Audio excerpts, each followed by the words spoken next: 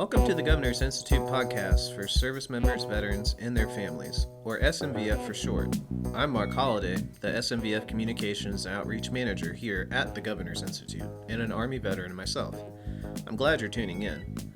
This podcast is all about connection, connecting our military community and their families to the services, support, and benefits they've earned. Through real conversations and expert insights, we'll explore practical tools and inspiring stories to help you navigate life during and after service. In today's episode, we're sharing another important conversation from the North Carolina SMVF Network Summit in Raleigh. This one focused on suicide prevention within the military and veteran community. This panel brings together experts and advocates who are working every day to save lives, reduce stigma, and strengthen support for service members, veterans, and their families. Let's dive in. We have an amazing panel, and it's truly a privilege to even stand on this stage next to this group of people. Today we've been talking about selfless sacrifice and what quite frankly is a decision to choose to be in this room and online with us today. And so I'm really, really pleased that we have some experts here that we can learn from. We can have a discussion about the most important clinical priority within VA and arguably the human side of what makes us people and taking care of those who have borne the battle. So I'd like to invite up Kelly. Kelly, is Kelly here? Oh, okay. Hey, how are you? Come on up, please. Kelly Crosby is a social worker, so we know her heart is 2 sizes bigger than the rest of us. She's also the director of the Division of Mental Health, Developmental Disabilities, and Substance Use Services. Thanks for taking time today. Dealer's choice, wherever you're most comfortable. And I'd also like to invite up our second panelist, Hannah Eckert, who is Risk Reduction and Suicide Prevention Coordinator for the North Carolina Army National Guard.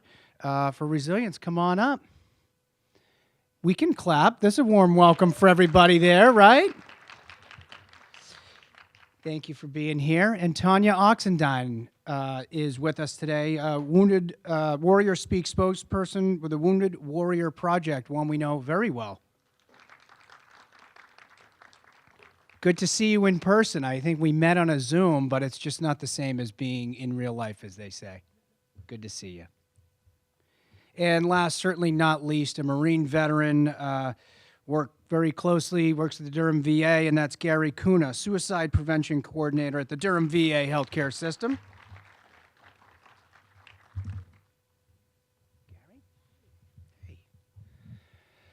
Well, I'm hopeful we do this right and I do my job, which is to set the folks up on the panel for success, share their insights, share with us some information about how to prevent suicides in our community. And I do also want to encourage questions. We're gonna have questions at the end, so jot them down, get those thoughts down, and we'll have some time at the end for questions. So again, thanks for being here. Really, really important topic, and we're all here to support each other. There are social workers here. If anyone personally feels impacted and needs someone to talk to today, that's okay. That's okay. We have people here that can do that. So avail yourself of the need so we can have someone talk to you. And I say that because this is difficult, but it needs to be said. We need to have this conversation. And I think it was Tanya, I think going out into the community, I think there's not a bad place to have these difficult conversations, getting in front of it, going upstream, as they say, into schools, into organizations to sort of rip off the Band-Aid and have what can be oftentimes an awkward or hard conversation. But we do believe it's the right thing to do and will save lives. So we're running into the fire today. We're running into the hard conversations, and I hope we walk away with some good lessons learned we can all pull from. Let me do this. I'm just going to sort of give you the open-ended softball question at first. Everyone on the stage is, again, chosen to take on this mission, not because they have to, because they want to and are really good at what they do. Kelly, let me start with you. let me ask you, expanding your what drives you personally and as a sense of the state and your agency, expanding access to mental health and substance use services, with a particular emphasis today. We're here for veterans and family members, but tell me how cool it is to be part of something like that, and if you could touch on the services that people in this room might not know that your organization, our great state, offers to those veterans that may need it. All right. Whoa, that was loud. My name is Kelly Crosby, and thank you all for having me here today, and thank you all for your service as well. Those that know me, and I see Flo smiling at me, I could talk for an hour and a half at that very question, so I'm not going to. But just to tell you a little bit about me, and then I'll talk a little bit about our division and supports.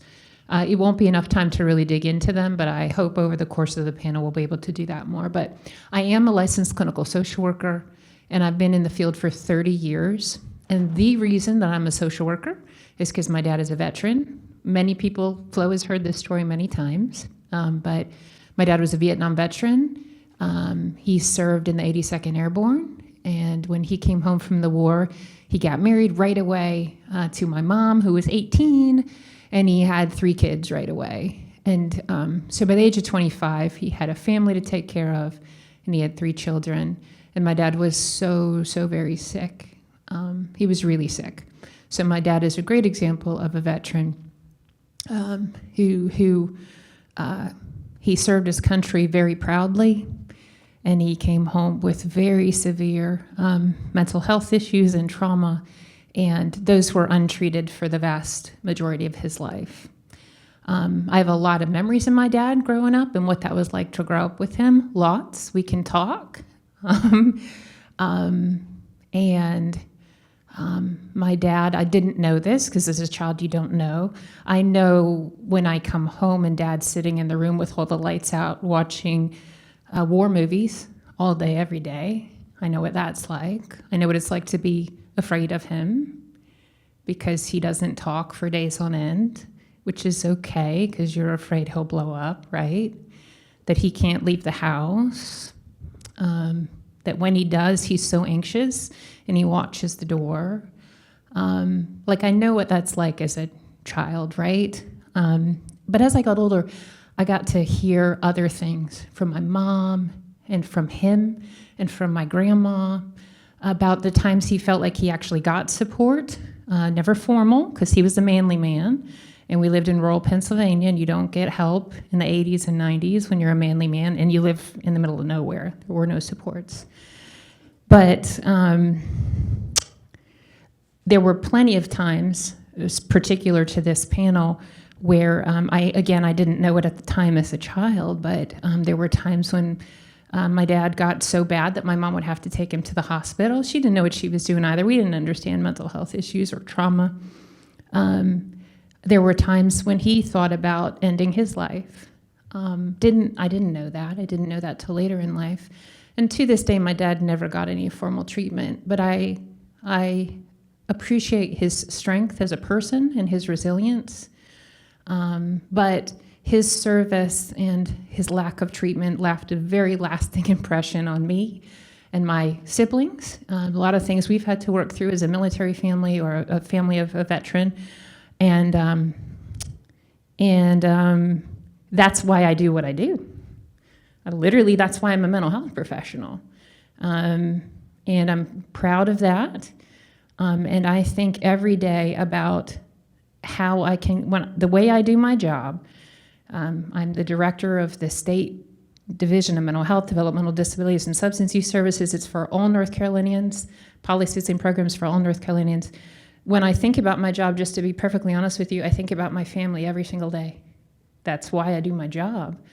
And I think about what it's like to really need services for a veteran, for family members, for people in rural areas with no access, for people dealing with stigma and pain and fear. I think about what that's like every day, and I try to build a better system. So we have lots, but always need more. I do want to be clear. We support lots of different mental health, substance use and developmental disability services across the state. Some of them are very specifically aimed towards supporting active military veterans and their families. And those are typically in the form of things like counseling and therapy across the spectrum, and housing. We do lots of transitional housing programs. That's not all that we do. We support, obviously, the work here with the Governor's Council, with you all, and that's very, very important to you that we collaborate with you. We support things like NC Serves and NorthCarolinaForVets.org, because we want to make sure folks have not just mental health and substance use resources, but resources. I really mean it when I say things like, soldiers give everything. My dad, I never met him. I don't know, that sounds like a weird thing to say. My grandma will tell you, she told me to her dying day, you never really met who your dad was. You didn't. He was a lovely, funny, happy human, and that was taken from him. He was still a good human, but he had no joy, and he just had a hard life. That was his sacrifice, and I wish we had given more to him and to us so his life could have been a little bit better and happier. I don't mean to be such a downer. No, you're not a downer. I don't mean to be a downer. No, you're not a downer. But the other thing I will talk about super quickly and then stop is at some point it'll be great to talk about, besides those counseling and housing services I talked to, our crisis service array. But I'm going to stop because I've taken a lot of time. No, Kelly, thank you so much. It's obviously very personal. This is a personal topic, and I just want to say thank you for sharing that and in advance for everyone's story. Thank you. I think North Carolina is very lucky to have you in the seat you're in, and we're all grateful. And I am going to circle back to that resource in crisis. That's sort of the foot stomp moment before we leave here. One of the themes that you see in all of the breakout rooms and all of the areas we're focused on is resources are only good to the extent that we put them to use. And so that we're going to really make sure that no one leaves here or tunes out without really hitting what we do have available around our state for that. Let's pivot over to Hannah. Hannah, thanks for being here. You implementing resilient building initiatives at the National Guard. Well, that's a tall drink of water, but you're a thirsty, thirsty person. Tell us a little bit about that. What drives you there, and what is it that we need to know that might save a life? Dare I say that today? Okay, so like you said, I'm Hannah Eckerd. So I'm what we call a dual status DoD civilian. So I was joking earlier, I'm like Batman. So during the day, I am the Resilience, Risk Reduction, and Suicide Prevention Coordinator for the North Carolina Army National Guard. And at night, I am still a currently serving guardsman. So one of the things that drove me to come to this side of the house was I had a leader that I highly respected that pulled me aside one day and said, your job is making me worry about you, because for 15 years around combat deployments, I worked with the North Carolina National Guard's Military Funeral Honors Program. So for 15 years, I buried people my age. I buried Army veterans. I saw the families and worked with those, and some of those were my own peers, and some of those were my own soldiers. So after 15 years of that and deployments, my boss was like, hey, maybe we should move you somewhere else. So the reason that it's nice to be where I am now is I'm not seeing the other side of it. We're getting to make a positive impact on keeping people from my own job. And that's what I used to tell soldiers was, hey, let's talk, because I don't want to see you in my official capacity.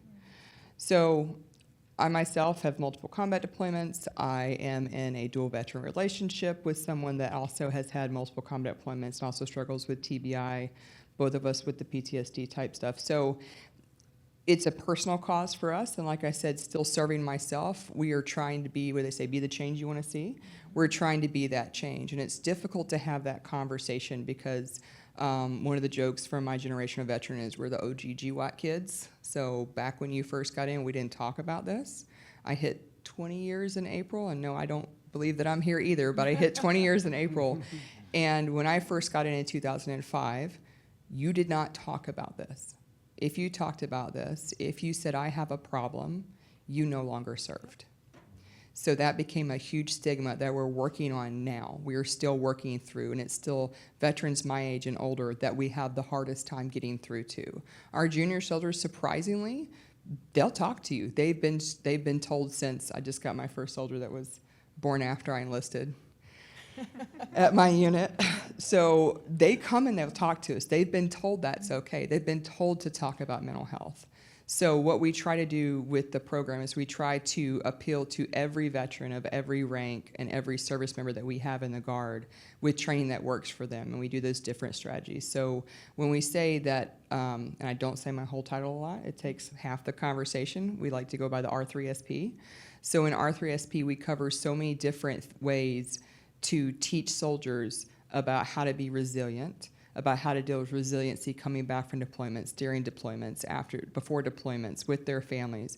We deal with suicide prevention training, suicide prevention, suicide intervention trainings. We invite other programs in. We also deal with risk reduction. I see some folks in this room that we work with frequently, like Miss Brenda in the back there. We have some other programs we work with. You have Enrique over here from our IPBW side.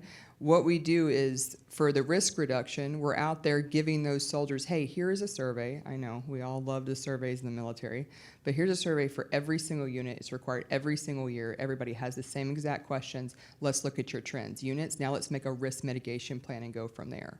So everything we do in our program, we like to say ties back into that suicide prevention, because every aspect that we have supports and bolsters healthier mental health with our soldiers.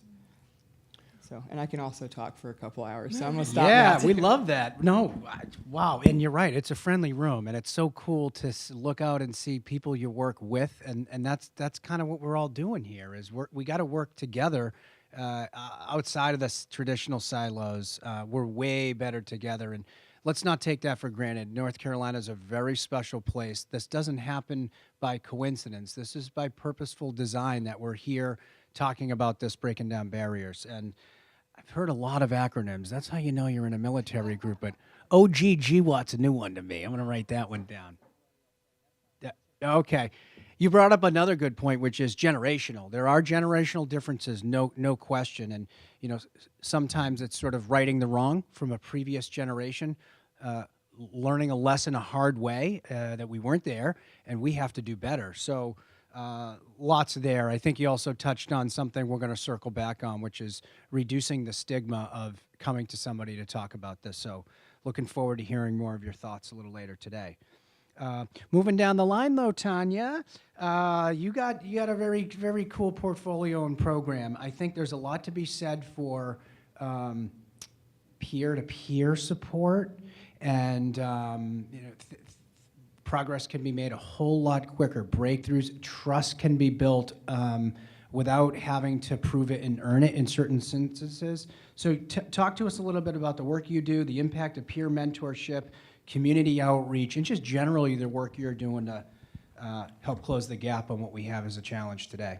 Yeah, so as you said, I am Tanya Oxendine, 30-year Army veteran.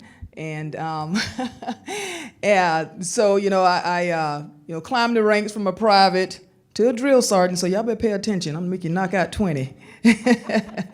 And like my fellow panelists, I served in the 82nd Airborne Division like her father.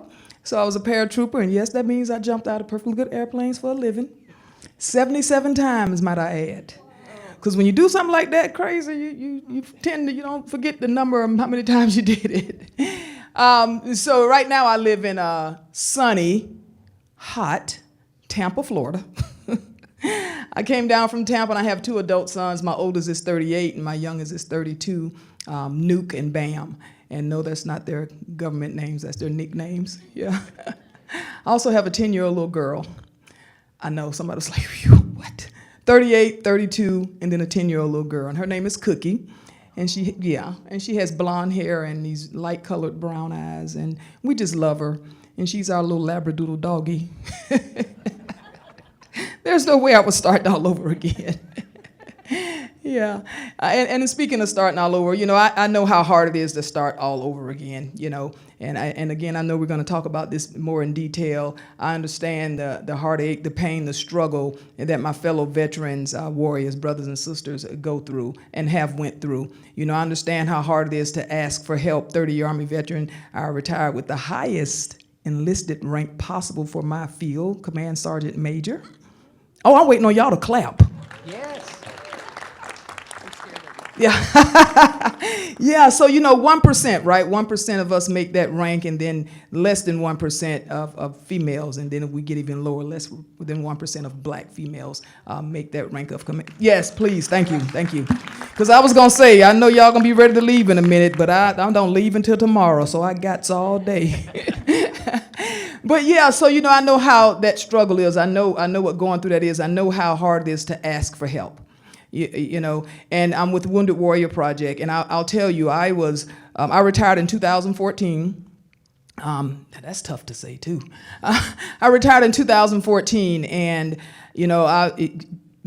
just going through a lot of struggle with the post-traumatic stress disorder, anxiety, severe depression, right? Just all that stuff. And again, we'll get into it, but I really kind of was on in Florida, in Tampa, on my lanai, chilling with my cup of tea with my pinky finger out, And we know lanai is just a fancy word for screened-in porch, so don't. But I was volunteering with Wounded Warrior Project for about 4 or 5 years because I had taken some of their programs. We offer so many programs, and we'll get into the programs and resources that we offer. And I was healing. And I heard this song one time, and it'll make me get emotional, and it's called Heal, Heal, Heal. And I forget who sings it right now, but I'll get that. It's called Heal, Heal, Heal. And in that day, I said, I have to do something more. And part of their programs is financial wellness, and Warriors to Work, and resume help, and all of that. And I said, I think I need some help. I need to find a job. It was like, well, I think we might have one over here for you with Wounded Warrior Project. I mean, my goodness, the universe just kind of does its own thing, right? And that's how I started, becoming a full-time advocate and spokesperson for Wounded Warrior Project, for mental health, for physical health. I got to keep these muscles up, yeah. And just for so many programs and resources that we offer. And sometimes it's 20, sometimes it's 25. It depends on the needs of the veteran and the family member. If they're needing more of this type of program, we do more of these programs. If this program is not so much in need, then we kind of relook that. But I'm glad to be here today, and all you bright faces. So I guess it's good to have this a little bit later after lunch, not right after lunch, because then you get sleepy, but it seems like everybody's alert and well, and I'm glad to be here. Thank you for having me. Well, thanks for coming. You had me at 77 jumps. Yeah. Whoa, wow. Yeah. Thank you. Thank you. Okay, Gary, our jobs, I say ours because I'm also a U.S. Department of Veterans Affairs employee. When it all comes down to it, our jobs exist for one sort of simple reason, and that's to fulfill the promise that we have. And I want to sort of start out and throw you the ball here by saying, in order to do that and prevent suicide and save lives, we have to recognize that no one agency can do this alone. That is not a strategy set up for success. So if you could, talk to us about how VA sort of leverages resources, partners with other agencies in doing the work that you do and we do, and talk a little bit about that. Maybe some folks don't know how we resource suicide prevention in VA and how in which we operate. So if you could talk a little bit about that, that'd be great, Gary. Okay. Thanks, Pete. Gary Kuna. In a previous incarnation, I was a U.S. Marine, and then I felt like I needed more of a challenge in life, so I decided to become a social worker for the Department of Veterans Affairs. And it's been very challenging and very rewarding, and I can't tell you how much I look forward to getting up every day and going to work and doing everything I possibly can, not only to serve our veterans, but to make the world a better place. So it's really an honor and privilege to be here today. And I like something that Pete said earlier in one of the breakout sessions. He said something, I'm going to mangle this. He says, we don't have a product to sell. We have a promise to deliver. And that just totally resonated with me because to me, it's a calling. It's a passion. It's who I am. It really motivates me to do what I can to help my brothers and sisters and fellow human beings, and help myself while doing that. I'm looking at the Volunteers of America back there, and I think they found the secret, which is if you're feeling like you don't matter and nobody will miss you if you're gone, volunteer. Because if you're helping lighten somebody else's load, you can no longer believe that there's no reason for you to be here. That gives me a lot of reason for going on. But as far as leveraging the relationships, this is all hands on deck. We have a saying in VA that goes back to the beginning of our program that suicide prevention is everybody's business, that each of us has a role to play. No matter how insignificant you think your role is, working together in partnership, we can make a difference. I've seen it, and I believe in it. Like Pete said, nobody can do this alone. And we've come a long way from those days, well, what is VA doing about this, and what is VA doing about that? And we're now just saying we're working together for mutually beneficial community collaborations, where we're getting a lot of synergy. That's a fancy social work term, which means basically 2 + 2 = 5. So you can go ahead and wrap your mind around that. And that's kind of like where I see this going. I am totally, absolutely, 100% committed to public-private partnerships, because I think that's where it's at. There are things that government does very well, and there's things that the private sector does very well. And together, playing on our strengths, I think we can go ahead and serve our veterans, improve our communities, and make suicide something that nobody would think about. So hopefully that answered your question. I do have a brief. I'll just throw this out here. If everybody could do me a favor, but before you leave here today, if you could pick up this briefing packet. There's a lot of information on the Veterans and Military Crisis Line and the VA Suicide Prevention Program. I also have a DVD, for those who still have DVD players, on our VA SAVE training. That is our gatekeeper training that we use to help people weather an emotional crisis. I met somebody earlier out here who did QPR. I don't know if she's still here. That's the way I was trained. There's QPR, there's Safe Talk, there's Assist, there's ACE, SAVE. But the one thing they all have in common is you have to ask the question.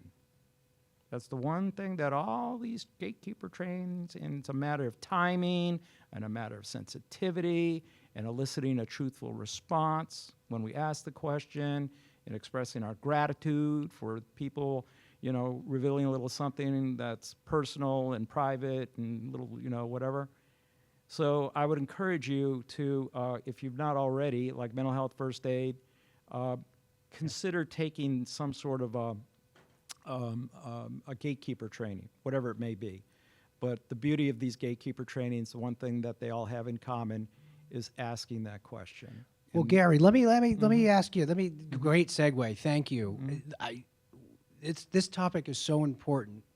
We can't guess. Let's get a little more specific. So maybe there's someone saying, "Well, what's the question? What's he talking about?" Let's go there. What's the question, and how do you best ask the question, or maybe cope with breaking through your own sensitivities and asking the question? So let's be as explicit as possible, because again, this is such an important topic, too important to guess. What's the question, Gary? Well, the best question I've seen, and based on the research, is, are you thinking about killing yourself? That is probably the best. Now, you might have to rephrase it a little bit if you're not getting the answer that you think you need to hear. I know that when I ask that question, I may not be totally convinced that that is a candid response or a truthful response, so I might circle back a little later, maybe phrase it a little bit differently. And that person's not going to leave my office until I'm pretty much convinced that I'm going to see them again. Now, working with older veterans, I know, because I'm of that generation, mental health and suicide, there's a certain amount of stigma that's associated with that. And I might say to somebody, you know, as part of our standard intake assessment, I'm going to be asking you about suicide in a few minutes. And it's really important that I know if you're having those sorts of thoughts, so I could be in a better position to help you. So when we get to that part, you know, if you could, you know, just be really honest with me, it would put me in a much better position to help you. But even before asking that question, normally I would not ask the question unless there's a reason to ask it, you know, after first identifying some signs or symptoms or a reason for asking it, or just part of our standard intake. Because I think if it's like, you know, welcome to the Durham VA, are you thinking of killing yourself today? People would go like, what? What kind of a place is this? What goes on around here, man? So, you know, we just got to kind of, you know, find the right opportunity to ask the question. We want to ask the question that after, you know, identifying a reason for asking it, we don't want to ask it in a manner that's going to beg a certain response, like a leading question, like it's 4:30 on a Friday and we want to go home and, you know, wrap things up. And gosh, we're sure hoping that this person's not going to say yes, because then we might have to do something to keep them safe, yada, yada, yada. So we have to ask it in a neutral way. You know, we can't ask it like, you're not thinking about killing yourself, are you? Oh, no way, man. I wouldn't do that. No, we want to go ahead and just, you know, ask it neutral. You know, yes, no. And just if it's yes, what I would do, I said, thank you. Thank you for sharing that with me. I know that that's very personal. It's very private. But it's going to make me, put me in a better position to do what I need to keep you safe, because I can make an angry person. No, I would say this with certain people, not everybody. But I might say something, I can make an angry person happy, but I can't raise the dead. You know, something like that. You got to, you know, everything's. And I worked in a vet center, and we're all combat vets, and so, you know, we could talk about stuff like that. But you're prepared for getting that yes back. And that's right. Yes. Another thing you mentioned, I just want to sort of call attention to this too, is it's uncomfortable, or, you know, you kind of telegraph that question's coming, and it kind of gives people prepare. Let me ask you this though: fact or fiction, or myth bust this one, or set us straight in the room on this one. A perception that just by asking that question, you are, how do I say, planting a seed, or increasing the likelihood that someone actually may move in that direction just by asking the question.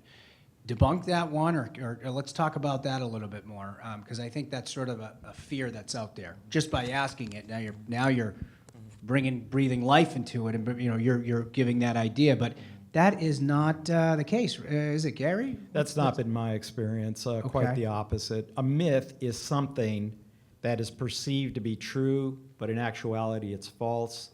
I was a vet center counselor in Fayetteville for 12 years, and right over my desk I had Emil Durkheim's book on suicide. It was a big red book, had white letters over it.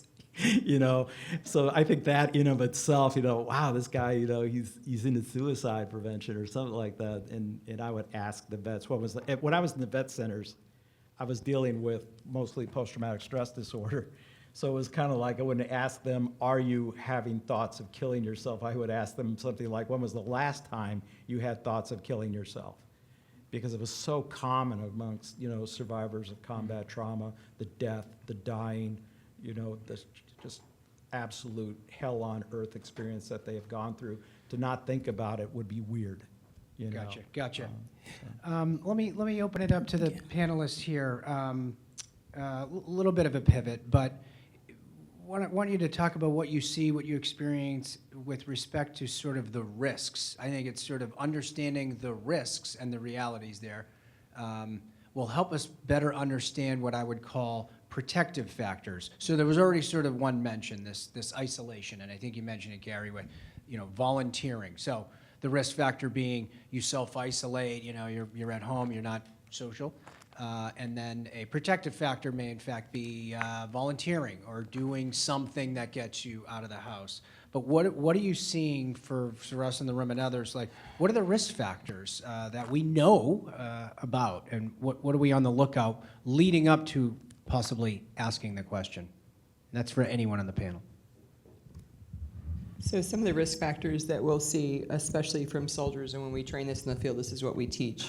Because we do what you mentioned before, ACE, which is what we call Ask, Care, Escort, which is the equivalent to QPR in the military, and that's an Army program that we do, is Ask, Care, Escort. So, and that's how we build our training from prevention all the way to intervention and different levels of intervention. So factors that we'll see that are risk factors for soldiers, if they come to drill, because like I said, I'm a traditional guardsman outside of this, they come to drill and they're not with their friends group, they're withdrawn, they're quiet, they're late, they don't have a haircut, they look in disarray, they smell sometimes of a substance, you know. Those are the big obvious ones we'll see, but sometimes it'll be something small. Like you'll see them just give their buddy something that you know means a lot to them or something like that. And we do advocate very heavily for the very blunt, are you thinking of killing yourself? I mean, the soldiers do say look to her like, hey man, you think about killing yourself? Like we that's what we teach them. That is the very basic thing we teach them, is to ask that tough question. Because we say we'd rather that soldier be mad at you or be mad at their buddy than not be there to be mad at their buddy. So the three things that I like to talk about that are our protective factors for these soldiers that are at risk is training, community, and access to resources. So the biggest thing we push right now is it's an annual requirement in the Army to have a suicide prevention class. And that it's an annual requirement for that class to be the most up-to-date doctrine that has been taught out there.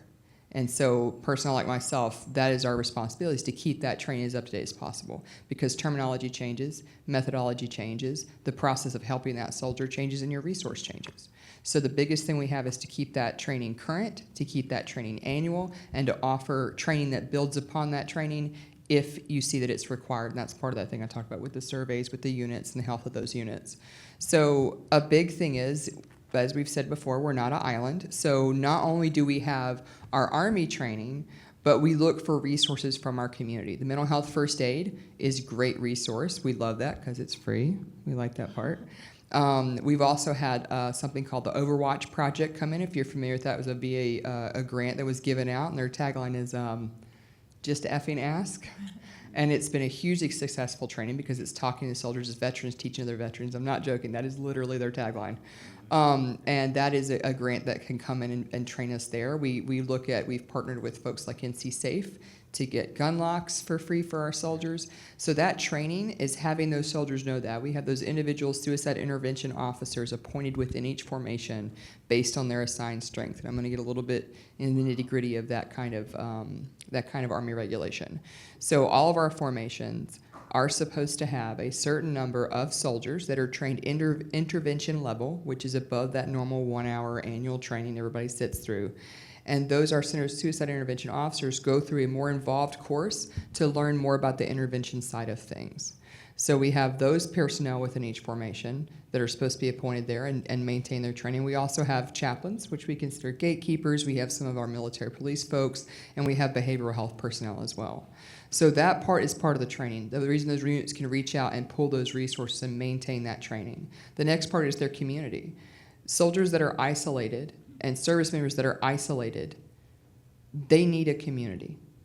That is how we're trained. That is how you're expected from the second you put on a uniform and set foot to some drill sergeant yelling at you, to the second that you retire, and even beyond that.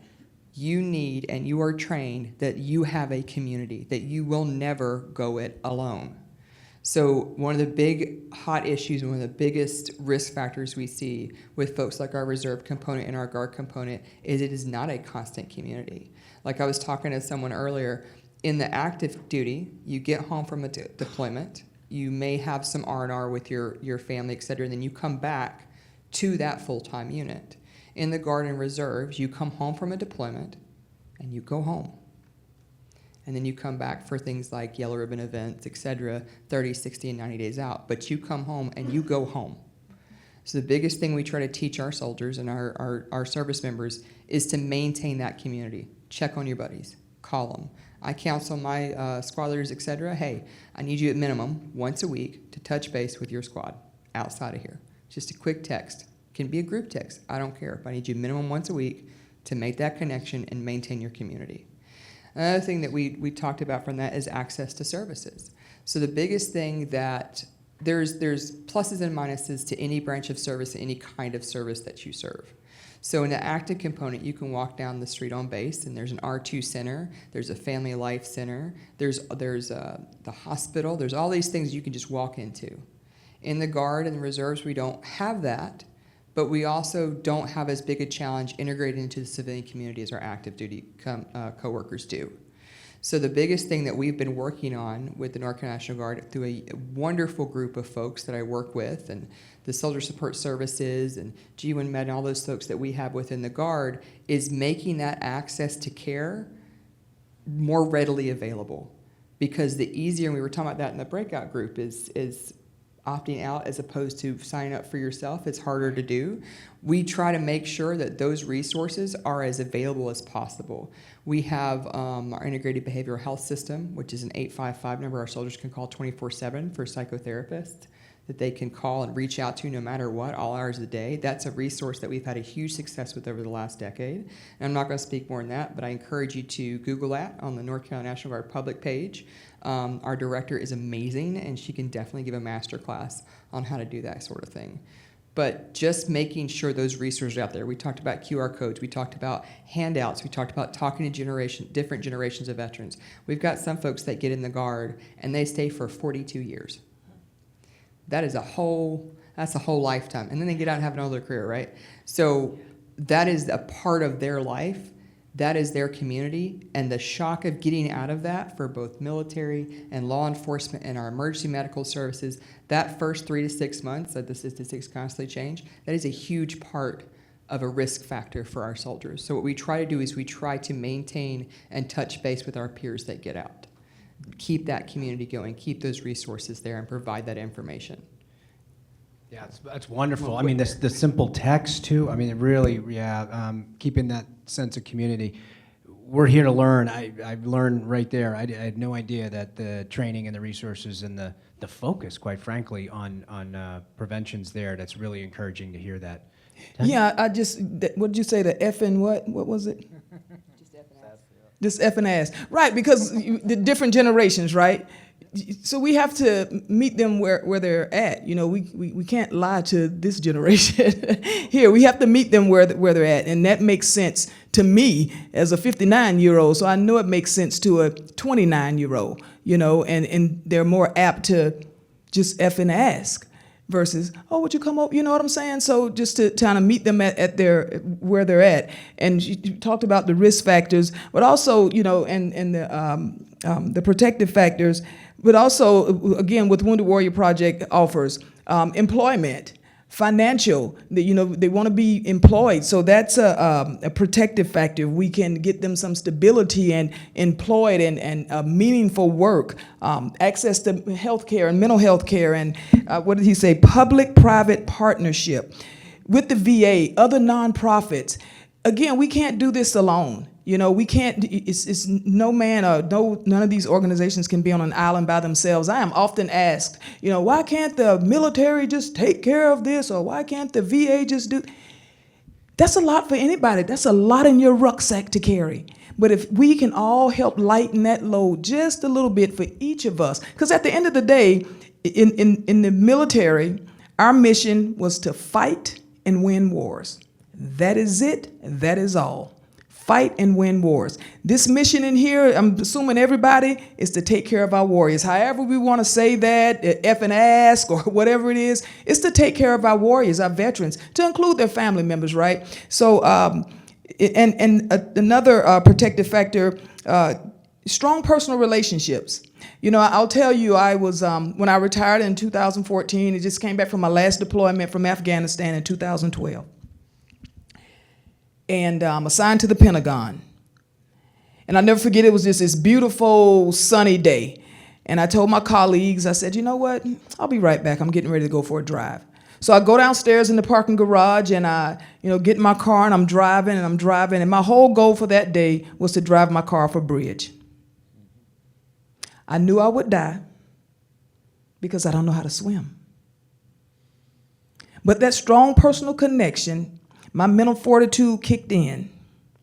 And I don't know how that happened either. My car, and all I know is I ended up at Fort Belvoir at the hospital, and I said, I need effing help. I need help, right? And that's how it started.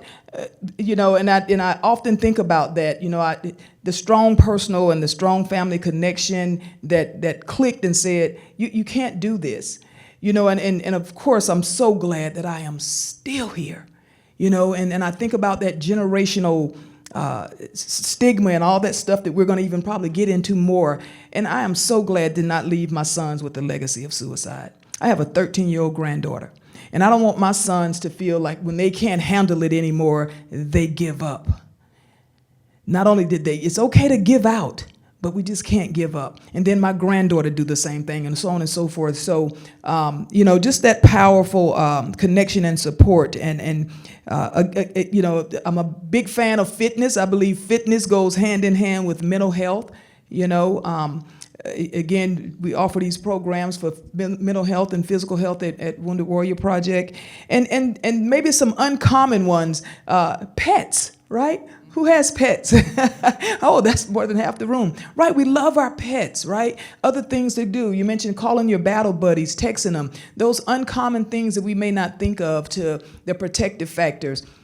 What we're doing today, And I'm we just have to continue this good work. We have to continue the good work. It's tough sometimes, it's hard, it's like, beating up against a wall or something, but it'll get through. Yeah. It'll get through. Like I had 2 sons and knuckleheads, but I can see the light now when they say certain things, right? I was like, okay, they're getting it. But yeah, hopefully we will get it. Hopefully they will get it to prevent that suicide. Hopefully they will get it. And if we continue to do the good work, I think they will. We're glad you're here too. Thank you. Thank you for sharing that. Which is a wonderful segue into let's unpack stigma a bit. Sort of an adverse consequence to asking for help, and for a long time, and again, very reassuring to know sort of this is where we're at, and not good enough. It has been said, one is one too many, but certainly an improvement on where we've come from. But with respect to stigma, let's talk about that. Like, are we there yet? Probably not, maybe. But how do we get there? What's next? What have we done? What's next? How do we reduce stigma? And a generational thing is very encouraging. That's very good news. But it's a very individual thing as well. A lot of variables. But what do we know about stigma? How do we overcome it? I'd like to give a shout out to the North Carolina National Guard, because many, many years ago, when they were doing their annual suicide prevention awareness walk, they had a bright yellow T-shirt. And on the back side of the T-shirt was a boot print. And it said, "Stomp out the stigma." And I was so impressed by that. So kudos to the North Carolina National Guard. As a social worker, when I hear the word stigma, I think of discrimination. That's the word that comes to my mind, that you are going to be treated differently, you're going to be treated unfairly, you're going to be stereotyped. I was having a conversation earlier with somebody, just identifying oneself as a veteran. And I think about the Vietnam combat vets.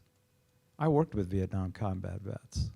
When they came back from war, they did not want to identify themselves as veterans, because they were afraid that they would be discriminated against, that they would be treated unfairly, that they would be treated with disrespect, you name it. And I came on board in 1980, and things were starting to change. We weren't quite there yet, but I did see the change. By the time I got out of the Marines in 1988, it was okay to go ahead and say, yeah, I served. I served proudly. Back in 2007, people would not want to introduce me as a suicide prevention coordinator. Just the mention of the word suicide was just so turbocharged with all sorts of weird connotations. Well, can we introduce you as just something other than a suicide prevention coordinator? And I said, I would prefer you wouldn't. Mm-hmm. And now it's kind of like, yeah, okay, suicide is something that is a disease. It is a stress-related disorder. That's the way I kind of look at it. People who die by suicide, I don't think they're crazy, but they're certainly not in their right mind because they're experiencing a lot of change, a lot of conflict, pressure, frustration, and it just overwhelms their abilities to cope and move on. So that's the kind of way I look at it. If you're a human being, I don't care who you are. I don't care if you're, John Wayne, Audie Murphy, Alan Ladd, Gary Cooper, the Pope, Jesus. You stress out somebody enough, they're going to have thoughts. Thoughts of suicide may, be something that they may be experiencing, just part of the human condition. So I want to normalize that and just say, there but for the grace of God go I. And if the situation was reversed, I would hope somebody would reach out to me. I often like to point out Kevin Hines, jumped off the Golden Gate Bridge about 25 years ago, survived, lucky to be alive. And he often says that if a perfect stranger would have just smiled at him on the way over to the bridge, he would have turned around and gone home and went like, wow. I've often heard it said that a smile is the shortest distance between two people. So don't underestimate the power of a smile to a perfect stranger, and to listen. I know John Campbell was doing videotapes on what each and every one of us could do to save lives from suicide. And what came to my mind is just shut up and listen. Don't express opinions or ask unnecessary questions or be judgmental or, advice and that stuff. Then no. I find about an hour of compassionate listening is all that most people need. And the last thing I will say is just caring communities. We had John Oliver, who was our chaplain, chief of chaplaincy over at the VA. He's now over at Duke across the street, chaplaincy over there, chief chaplaincy over there. And he would go about caring communities. If you're not a member of a caring community, consider joining one. Join a community that would miss you if you didn't show up for a meeting, where they would say, well, where's Gary these days? We haven't heard from him in a while. Well, how about if we give him a call, or better yet, how about if we stop by his place and just see what's going on with him? Good protective factor indeed. Absolutely. And I think too, how do we get over stigma? Talking about it, sharing it candidly, putting it out there, and I'm grateful for the people who are doing that.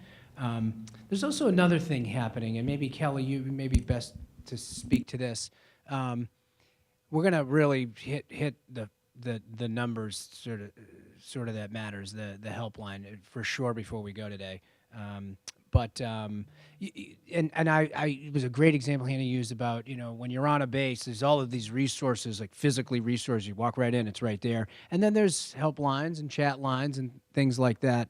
But in some instances, is not a wait and you come to us. We have these, crisis intervention teams, maybe they're called, where we're going to the person. We're running into it. And that's a state service I think we have. It's fact or fiction. We're here to get the facts. So is that, we have those in our state of North Carolina? Like that's a service? Like we can do that? That's happening now? We do. And can I hit two other things really quickly? Totally. Like I think the way we talk about suicide is like huge. And I think it's interesting to hear my military colleagues talk, because I was a clinician for many years, and we often say, are you thinking about hurting yourself? We don't use the word killing. You can. I think that's an interesting distinction, so it's interesting to hear that from you all. But I think as much as we can talk about death by suicide, and the fact that suicidal thoughts are actually so common, you'd be hard-pressed to find a human that didn't think about dying or not being here anymore. So as much as we can do to talk about mental health and suicide and just name it and own it, and don't try to hide health under mental health, the better we are as a society. So this notion of stigma is not just military folk. I think it's very hard that the rest of society also struggles with stigma greatly. So it's like a double whammy then if you're a military. And I think in terms of protective factors, I think your family can be a protective factor or a stressor. And I think it's really critical that we make sure that we're taking care of families and educating families so they are a protective factor rather than the other way around. And if you're a veteran or you're active military or you're you're also worried about the mental health and well-being of your family. And when they're under duress, so are you. So we need to make sure that they're okay financially and emotionally and mentally and physically and all those other things. So crisis services, we do have a lot of crisis services. And I want to mention 3 things. So I think everyone knows 988. I hope you know 988. And one of our biggest, we have lots of campaigns where we try to reach lots of folks with 988. We've got them for college campuses and high school kids, and certainly for military families and veterans and active military. You just call 988 and hit 1. The veterans line is 1. You'll get a prompt and it'll just say, if you would like to speak to a veteran, or you are a veteran or active military, hit 1. 988 is actually a really wonderful resource. I know there are people in this room that maybe had a good experience, maybe had a bad experience. Please don't assume that it's all bad because someone had a bad experience. It is confidential. It is great. 9,000 people a month call the Peer, or 988. It's really, really helpful. But the most helpful thing about it is it's an easy number. And the vast majority of people that call 988 aren't in crisis. I don't know if you know that. Only about 10% of people call in crisis. The vast majority of people are calling for advice, just to talk. They're calling because they don't understand what's going on with their family member. They're calling because they can't figure out this service delivery system. It's very confusing. So there's no bad reason to call 988. If you are in the military or you're a veteran, you do not have to hit prompt 1. You absolutely don't have to. But we appreciate, like in my own family, my dad didn't want to talk to anybody but a veteran. To this day, it's the only person he ever wants to talk to. And that's fine, because that is good for him. So if you want to talk to someone who actually knows your experience, great. If you'd rather just call 988 and talk, great. So that's someone to contact. We also have people to respond. So across all 100 counties in this state, 988 can deploy them for you. A mobile crisis team will come to your home. Now, it works better in some parts of the states than others. I'd be remiss if I didn't say that, right? Sometimes you wait 5 hours, sometimes you wait 30 minutes. We're spending a lot of time this year trying to make those teams work better. So you can call 988 and they will send a crisis team to your home. And we're trying to make sure there's a good alternative, and please hear the whole thought. There's a good alternative to calling 911. You'll never go wrong with calling 911, right? But 988 will send trained mental health professionals to your home rather than law enforcement. And for some folks, it's a safer alternative to have a mental health professional go out. I love our law enforcement partners. It's not a critique on law enforcement in any way, shape, or form. We just want to know people know their options.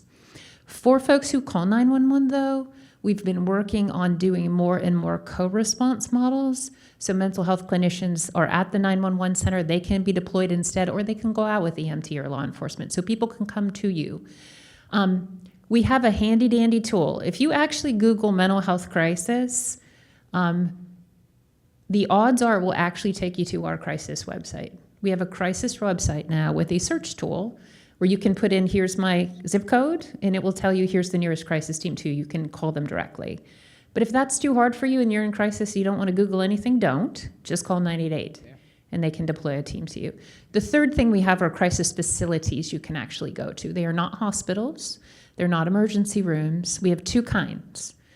We have urgent cares, right? You'll know medical urgent care, right? We have mental health urgent cares. We also have things called facility-based crisis, but that's a terrible name, so we call them community crisis centers. And they're little mini mental health clinics, staffed with mental health folks. And they're, for many people, a much better, nicer alternative to go to than going to your emergency room. Same thing. There's a website, there's a search tool, so you can find the nearest one to you. But again, if you just call 988, they can send someone to you. Or if you don't want someone to come to you, because a lot of people don't. They're private and they don't want someone coming to their house, and that's fine. They can direct you to the nearest urgent care or crisis facility, and they're available for everyone, all North Carolinians. That's great to know. There's no wrong door to walk through to get help. They'll get you to where Of you need to course, be. yeah. And we kind of, we were sort of preparing for today, thinking through what are the key messages we want to deliver. And it was honestly just a little ambivalent about, do we talk about the numbers and justify that this is a real problem worth solving? Whether that number's 17 veterans a day, 20, I've heard 22 was often referenced. no, we have a clear problem statement. Again, one is one too many, and this is about people and families, and not about numbers. With all of that being said, there's just 3 numbers we really, really wanted you to know: 988. That's it. That's the only numbers we really want to focus on today. So, no wrong door, and what does that say about our community? What does that say about our country, our state? That this is so important. We have a 3-digit line, no matter where you are, no matter what 100 counties, no matter right over the border in South Carolina, wherever you are. National helpline to get help, because it's that important and it's been resourced as such. So, I don't know what foot stomp, clap that one. I don't know what do you get, carrier pigeon to drop it everywhere. I don't know. 988. Yeah. That's it. You don't remember anything else that was said today. You remember those things. All right, I'm sorry. I just want to touch on one thing about the stigma, right? Sure. And I want to talk about it and I have my notes here because I didn't want to miss anything. I wanted to make sure I hit my points here. But like you mentioned, it's not just veterans. People suffer, right? And with the stigma surrounding mental health, period. But I want to talk about the stigma in the Black community, right? I want to start because that exists. So it may be in other communities, but I'm gonna speak for my community. It exists so strong in the Black community. We hear things like tough it out, pray on it. We don't need therapy. See, I see some heads going up and down, right? And same thing. So where I come from, people like other people get therapy, not us. We don't get therapy. We fix it amongst ourselves. What goes on in here stays in here, right? What goes on in here. What has that caused us?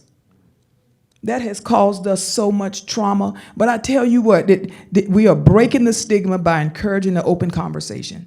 If we can continue to, whatever acronyms, 988, you doggone right. We are encouraging to break this stigma by encouraging conversation and communication. And we have to continue to do that. I had to step out and ask for help. We have a program called Warrior Care Network. Again, you can go to our website at woundedwarriorproject.org, Warrior Care Network. It's an extensive outpatient program for post-traumatic stress disorder, anxiety, severe depression, TBI, military sexual trauma. And my mental health provider, he said, you need to have your sons come up here. They need to come to sessions. Because I needed to break that stigma, and I think I have. Matter of fact, I'm going to say I know I have. I have broken that in my family. Yeah, honestly, because we got to stop it. We have to stop it. We again, in the Black community, we're so ashamed of certain things and not to do this and not to do that, but it is absolutely killing us. It is absolutely killing us, and it's killing our future generations. So I just continue to encourage the conversation. Let's talk about this stuff again, this HIPAA and all that. So it's private. You can call. Nobody know you calling, and this type of thing. But we got to keep it up. We can't be silent. We can't shut up. Because I'd rather ask you, are you thinking about killing yourself versus going to your freaking funeral? Right? At that point, I really don't care how you feel about it, because I love you. Now we know that some people that they're going to act on that. They're going to do it. And then we're going to feel awful.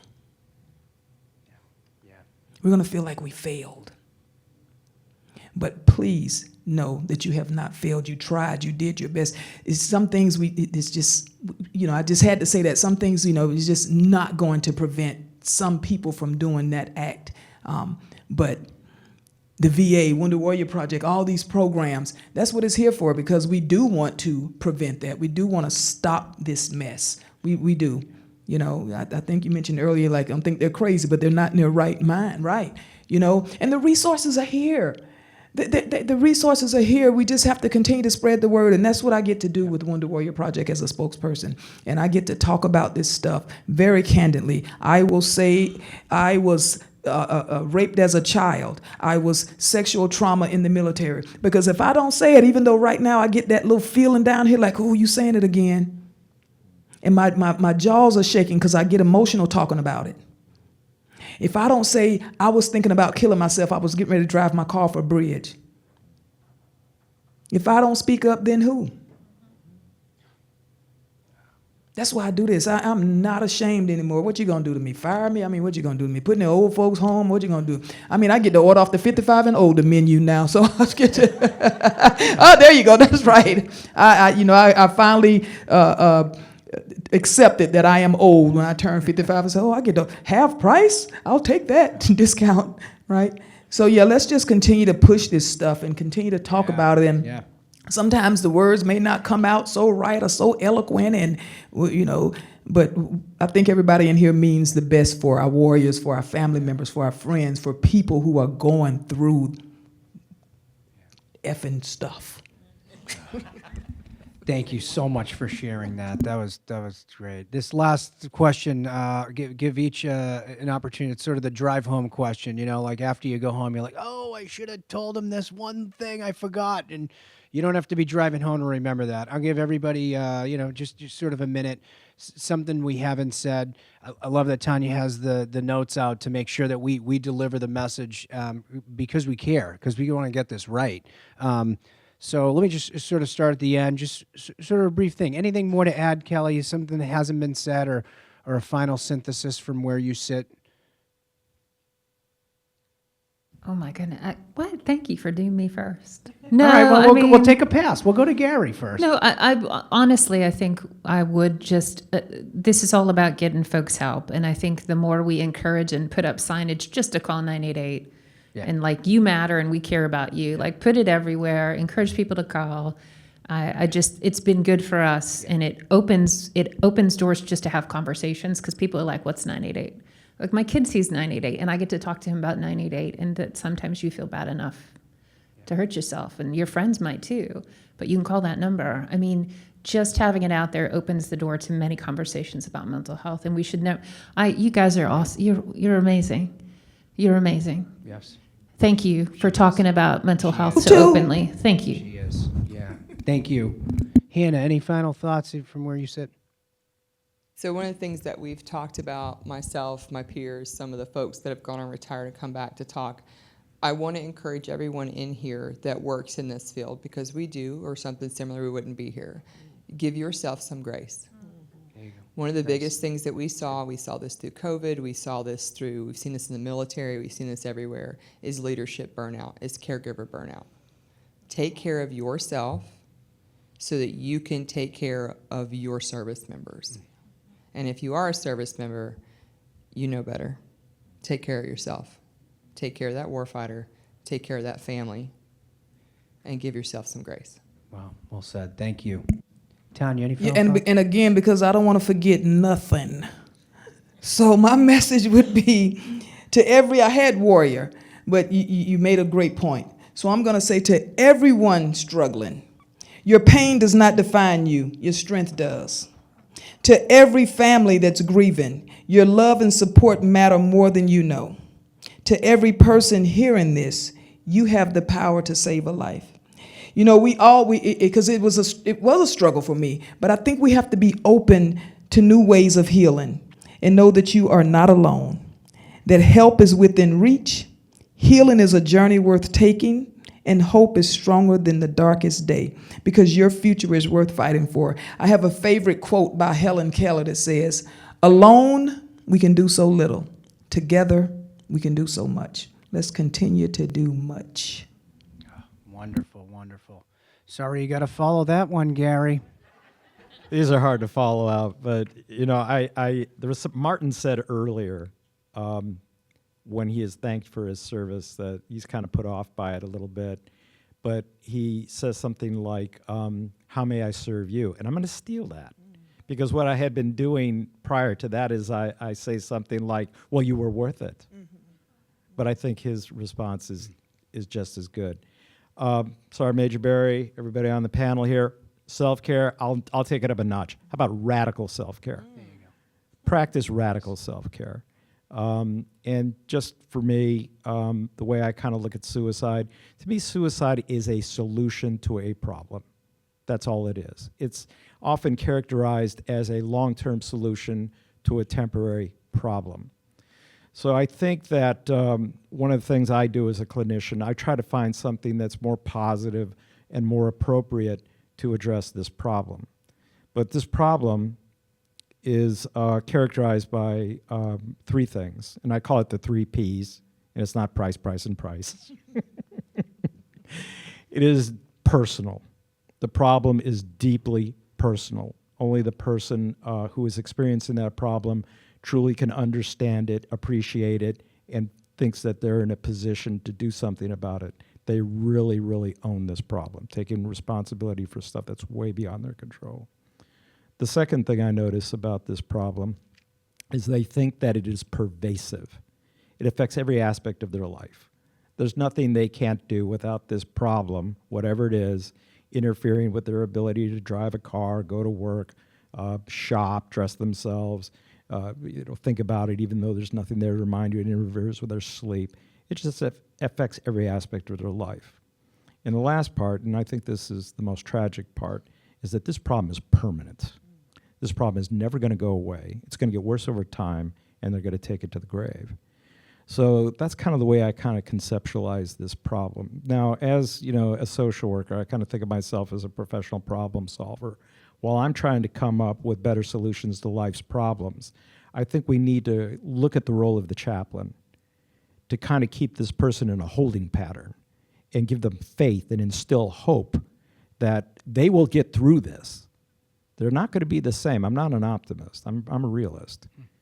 But while I'm trying to come up with a better solution for life's problems and system with an implementation, all that great stuff, we need to recognize that we need meaning and purpose in our lives, that we're not an accident. There's a reason for us to be in here. And there are some things worth dying for, honestly. And I'm not a masochist. I'm not into futility. I'm not into wasting people's time. I know that therapy works. I believe in it.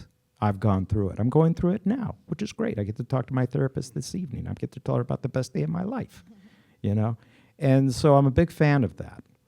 So practice radical self-care. Give yourself grace. We're all human. We make mistakes. Hopefully you learn from those things. We move on. And, just do what you can to take good care of yourself and take care of your neighbor. That would be my recommendation. Well said. I had to write down those gems because I'm telling you, right? Yeah, I'm like, a couple of nuggets there. You're right. Let me write that down. PPP. Gotcha. And not the loan. I ripped that off from a guy named Seligman. Well, I'm gonna rip it off you. Yeah, Seligman studied depression most of his professional career, but towards the end he started studying happiness, and he wrote a book on happiness, and that's kind of like where my head's at. Well, ladies and gentlemen, please join me in some gratitude for our panelists today. We very well may have somebody listening, somebody who learned something that we could have saved a life here today is not a stretch. Somebody online or someone who's going to watch the video or take something back. And in that vein, we are very grateful for your time and your wisdom and your insight today. Please join me giving a warm round of applause and gratitude. Thank you very much, panelists. Thanks again to everyone who took part in that great discussion at the North Carolina SMVF Network Summit in Raleigh. We're grateful for your insights and your commitment to supporting our military community. Be sure to follow this podcast wherever you listen so you never miss an episode. You can stay connected with us at governorsinstitute.org or on social media. Just search at GOVINST. Thanks for tuning in, and we'll catch you next time.